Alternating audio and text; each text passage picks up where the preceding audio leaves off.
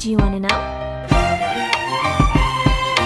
Well, I've been thinking about you, and I think I have to listen because the sun is up, it's a beautiful day. My beginning will be as bright as the sun. Come, won't you come along? And it feels so bright, it's like luck is raining on me. Go and follow your heart, doesn't matter how far. There is so much love to give, something's telling me this time. Baby, baby, now I know. Baby, baby, gotta. Perkenalkan, nama saya Sri Gembira Pangaribuan. Di sini saya akan menjelaskan proposal saya mengenai kualitas pelayanan karyawan bangket di Joyo Marriott Hotel Medan. Baiklah, di sini saya akan menjelaskan tentang bab 1 pendahuluan. Pertama, latar belakang. Menurut Menteri Pariwisata dan Ekonomi Kreatif, hotel adalah suatu usaha akomodasi dalam bangunan yang berbentuk kamar-kamar yang mempunyai jasa pelayanan makanan dan minuman yang bermaksud untuk memperoleh keuntungan. Pada saat karyawan bekerja, dibutuhkan suatu pelayanan. Pelayanan sangat penting di dalam sebuah hotel. Pelayanan ada dibagi dengan 5 dimensi. Pertama yaitu bukti fisik, reliability, empati, responsif, dan tanggap. Ini sangat penting dalam sebuah pelayanan. Di sini saya mengangkat latar belakang dari proposal saya ini. Di Hotel Joyo Marriott Medan sendiri, menurut pengalaman saya, khususnya di food and beverage di bangket, sering terjadi karyawan yang tidak tanggap kepada tamu.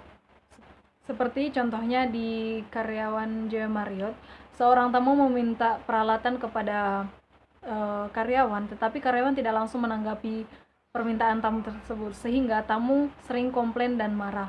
Pengalaman lainnya yaitu pada saat ada seorang tamu memesan kopi kepada karyawan, tetapi karyawan hanya mengiyakan tapi tidak langsung melaksanakan perintah tersebut, sehingga beberapa menit kemudian tamu memanggil staff trainee untuk menanyakan kopi tersebut, padahal trainee tersebut tidak mengetahui pada siapa tamu tersebut meminta pesanan tersebut, sehingga tamu tidak ingin mau tahu dan langsung marah-marah kepada anak staff trainee.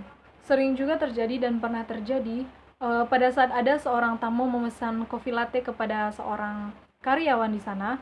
Karyawan tersebut malas untuk memesannya ke restoran karena restoran tersebut berada di lobi, sehingga menyuruh anak trainee, dan ketika anak trainee pergi untuk memesannya dan menunggu terlalu lama sehingga acara mau selesai, tamu pergi, dan ketika kopinya sudah datang tidak ada lagi tamu di sana. Jadi berdasarkan fakta-fakta yang telah saya ceritakan, jika manajemen tidak memperbaiki kualitas pelayanan, maka tamu akan sering komplain. Sehingga di sini saya mengambil dan mengangkat judul saya yaitu kualitas pelayanan karyawan bangket di Joyo Marriott Hotel Medan. Baiklah, kita akan membahas tentang identifikasi masalah. Berdasarkan latar belakang yang telah saya ceritakan tadi, dapat disebutkan kasih pelayanan di Hotel Joyo Marriott Medan. Pertama yaitu kualitas pelayanan di Hotel Joyo Marriott Medan masih sangat rendah.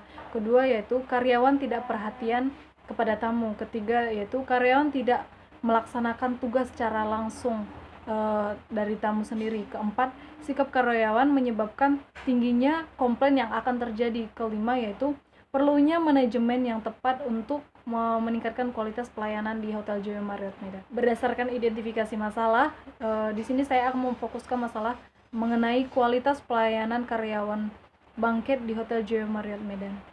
Rumusan masalah yang dapat saya ambil di sini yaitu pertama, bagaimana kualitas pelayanan karyawan di Joyo Hotel Marriott Medan ditinjau dari empati, responsif, responsibility, assurance, dan tangible. Kedua yaitu bagaimana tindakan manajemen untuk memperbaiki kualitas pelayanan yang ada di Hotel Joyo Marriott Medan.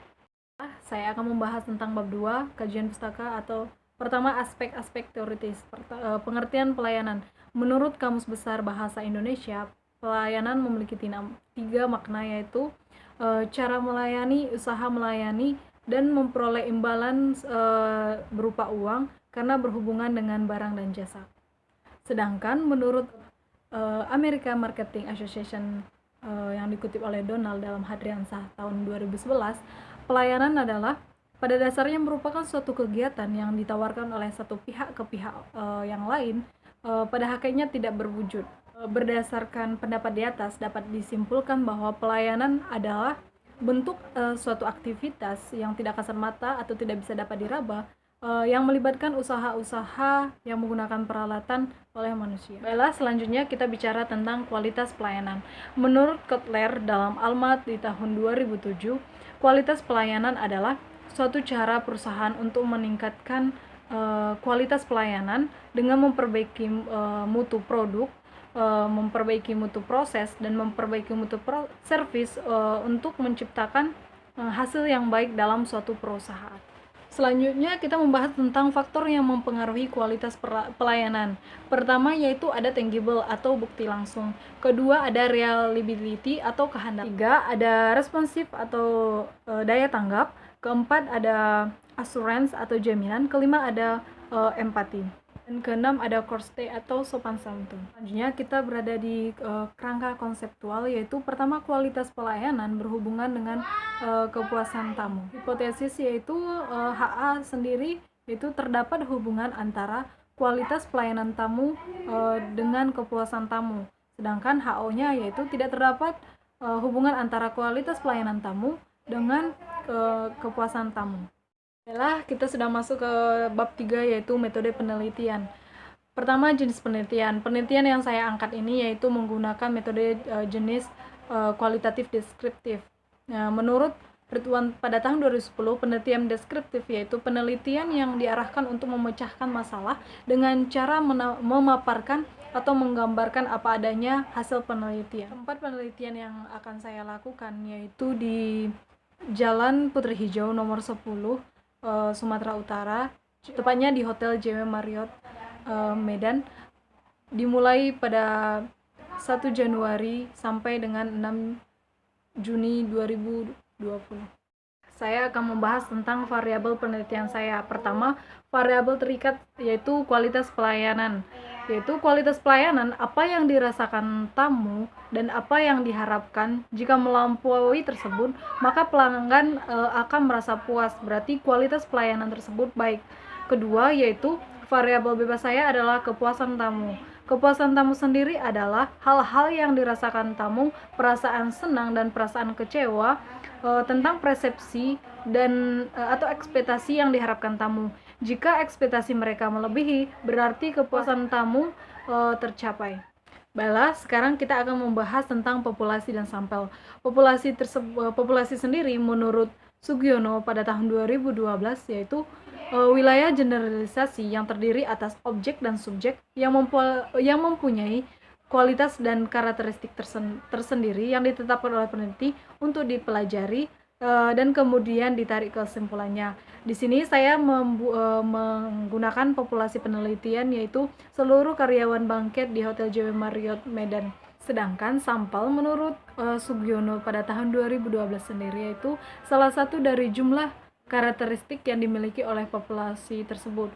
Teknik pengambilan dalam sampling ini yaitu digunakan anggota dari populasi yang sudah saya jelaskan tadi. Baiklah, kita masuk ke bagian jenis dan sumber data. Pertama yaitu data primer, yaitu data primer adalah data yang diperoleh dari sumber utama, baik dari individu maupun perseorangan. Data ini berupa hasil dari pengisian kuesioner mengenai kualitas pelayanan karyawan bangket. Kedua yaitu data sekunder, yaitu data yang digunakan untuk melengkapi data yang dibutuhkan. Data sekunder yang digunakan dalam penelitian ini yaitu profil karyawan bangket di Hotel JW Marriott Medan. Baiklah, sekian hasil presentasi penelitian proposal saya.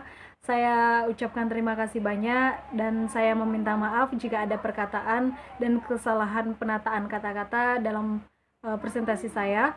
Saya juga mengharapkan kritik dan saran yang membangun dari dosen-dosen dan teman-teman sekalian. Dan terakhir saya ucapkan terima kasih banyak dan bye-bye.